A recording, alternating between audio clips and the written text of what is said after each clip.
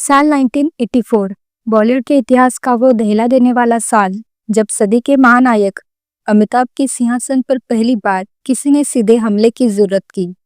ये वो दौर था जब पूरा देश कुली के हादसे के बाद अमिताभ की सलामती की दुआएं मांग रहा था, लेकिन फिल्म इंडस्ट्री के भीतर एक अलग ही खिचड़ी पक रही थी।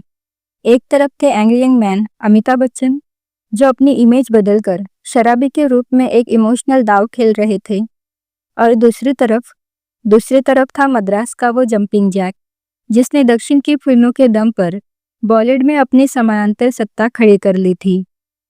जितेंद्र। फिल्मों के नाम थे शराबी और कैदी। मीडिया से लेकर ट्रेड एनालिस्ट तक सबकी सांसें थमी हुई थी। जितेंद्र उस समय तोहफा और मकसद जैसी ब्लॉकबस्टर फिल्में देकर जीत के घोड़े पर सवार थे। उन्होंने खुलेआम ऐलान कर दिया कि वो अमिताभ की फिल्म के सामने अपनी फिल्म रिलीज करेंगे।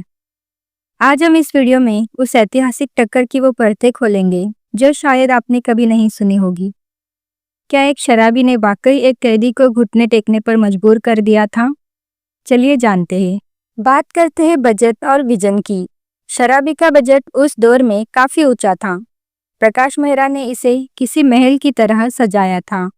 विदेशी शराब की बोतलें, महंगे सेट और किशोर कुमार के गानों की चमक। ये फिल्म अमिताभ बच्चन के स्टारडम को एक नया आयाम देने के लिए बनाई गई थी।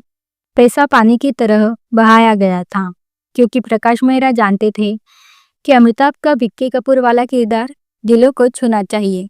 वही जितेंद्र की कैदी का गणित बिल्कुल अलग था। ये एक दक्षिण भारतीय रीमेक थी, जिसे बहुत ही कम समय और कंट्रोल बजट में शूट किया गया था। जितेंद्र का विजन साफ था, कम खर्च में ज्यादा ड्रामा और एक्शन। जहां अमिताभ की शराबी नवाबियत और अमीरी की कहानी कह रही थी, वही जितेंद्र की कैदी अन्याय के खिलाफ एक बागी की जंग थी। ये जंग सिर्फ दो फिल्मों की ही नहीं थी, ये जंग थी क्लास बनाम मास की।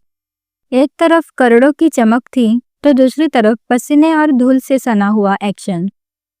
18 मई 1984 को जब ये दोनों फिल्में टकराई, तो दर्शकों का बंटवारा साफ नजर आ रहा था। शराबी को इस तरह बनाया गया था कि वो शहरों की फैमिली ऑडियंस और युवाओं को अपनी ओर खींचे।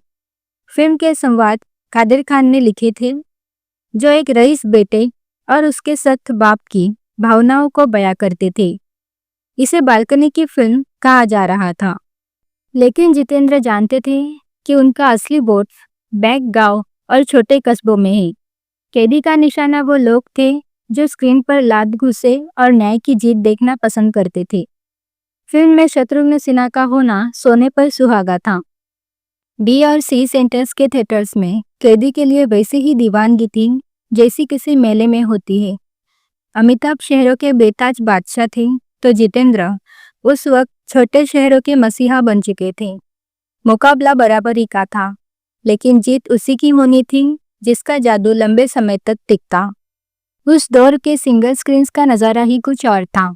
जब शराबी में अमिताभ बच्चन अपना वो मशहूर डायलॉग बोलते हैं, भाई मूछे हो तो नत्थू लाल जैसी हो, वरना ना हो, तो पूरे थिएटर्स में हंसी का फव्वारा उठता था। लोग अमिताभ की चाल और उनके हाथ जेब में रखने के स्टाइल की नकल करने लगे थे। फिल्म का संगीत बप्पी लहरी ने दिया था, और दे दे प्यार दे गाने पर लोग स्क्रीन की तरफ सिक्के उछालते थे। दूसरी तरफ कैदी के थिएटर्स में मंजर कुछ और था। जब जितेंद्र और शत्रुघ्न सिन्हा स्क्रीन पर विलन्स की धुलाई करते, तो सीटियां से कान फट जाते। कैदी का एक्शन रॉ था और जनता को बहुत पसंद आ रहा था। शुरुआती दिनों में ऐसा लग रहा था कि शायद जितेंद्र अमिताभ को पछाड़ देंगे। ट्रेड मैगजीन्स ने लिखना शुरू किया कि अमिताभ का दौर खत्म होने वाला है, लेकिन फिर कुछ ऐसा हुआ जिसने सबको हैरान कर दिया। असली खेल दूसरे हफ्ते में शुरू हुआ। कैदी ने शानदार शुरुआत तो की थी, लेकिन दूसरे हफ्ते में फिल्म की कमाई में भारी गिरावट देखी गई। छोटे सेंटर्स की जनता ने एक बार कैदी देख ली, लेकिन वो बार बार नहीं आ रहे थे। वही शराबी ने एक ऐसी रफ्तार पकड़ी जो रुकने का नाम नहीं ले रही थी। मध्यम वर्ग की महिलाएं और परिवार शराबी के इमोशनल ड्रामे से जुड़ गए थे। बॉक्स ऑफिस के आंकड़े गवाह हैं, शराबी उस साल की सबसे बड़ी ब्लॉकबस्टर फिल्मों में शामिल हुई, जबकि कैदी सिर्फ एक एवरेज हिट बनकर रह गई। जितेंद्र का वो सपना जिसमें वो अमिताभ को हराकर नंबर 1 बनना चाहते थे, वो सपना अधूरा रह गया। अमिताभ बच्चन ने साबित कर दिया कि वो सिर्फ एक एक्टर नहीं, बल्कि एक इमोशन है जिसे हराना नामुमकिन है।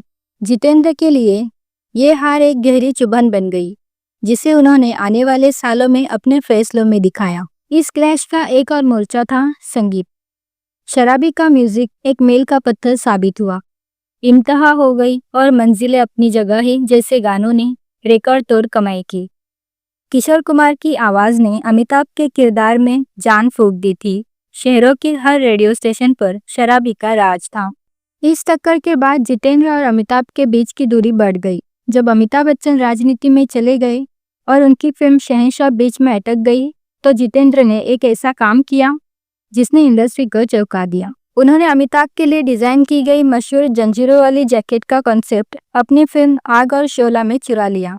जितेंद्र को लगा कि शायद वो लुक अपनाकर वो अमिताभ जैसा जादू चला पाएंगे, लेकिन दर्शकों ने उन्हें सिरे से नकार दिया। ये वाकया साफ दिखाता है कि शराबी और कैदी की उस टक्कर की आग अभी भी जितेंद्र के अंदर जल रही थी। तो दोस्तों, आखिर इस जंग का विजेता कौन रहा? अगर आप नंबरों को देखें तो अमिताभ बच्चन की शराबी ने बॉक्स ऑफिस पर कैदी को बुरी तरह धो दिया, लेकिन जितेंद्र की हिम्मत की दाद देनी होगी कि उन्होंने उस वक्त अमिताभ से पंगा लिया जब कोई और इसके बारे में सोच भी नहीं सकता था। जितेंद्र ने भले ही जंग हारी हो, लेकिन उन्होंने ये साबित किया कि वो अमिताभ के बाद सबसे बड़े दावेदार थे। अमिताभ का वो स्टारडम आज भी मिसाल है। उन्होंने न केवल फिल्म जीती, बल्कि लोगों का दिल भी जीता। आपके हिसाब से क्या जितेंद्र को अमिताभ को चैलेंज करना सही था, या फिर कैदी जैसी फिल्म शराबी के सामने कभी टिक ही नहीं सकती थी? अपनी राय कमेंट में ज़रूर बताइए।